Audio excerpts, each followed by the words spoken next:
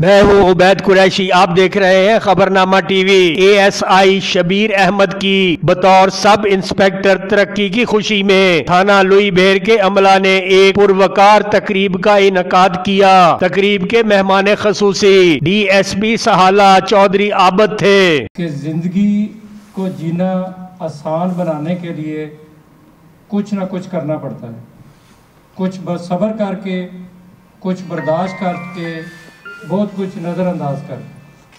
तो मेरी ये एडवाइस अपने कोलीग साथी को है कि एक ज़िंदगी का एक नया मोड़ में दाखिल हुए और दुनिया की लोगों की जानो माल की हिफाजत के लिए इस कुर्बानी को एक बड़ा आसान तरीके से सरअंजाम देना चाहिए।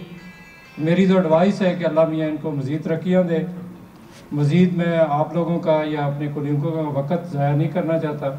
आप अपना इतना कीमती वक्त निकाल के यहाँ पे आए हैं, तो आपकी तरफ से भी मैं शुक्रिया अदा करता हूँ कि आपने एक छोटी सी अपने कोलीग की खुशी के लिए एक गैदरिंग इकट्ठी की और हम सारे मिल के दुआ गो हैं इनके लिए कि अल्लाह मियाँ इनकी औलाद के लिए और इनकी सेहत के लिए और मज़ीद कामयाबी के लिए अल्लाह पाक इन दिन दुगनी रात चुगनी तरक्की के लिए। बहुत शुक्रिया जी।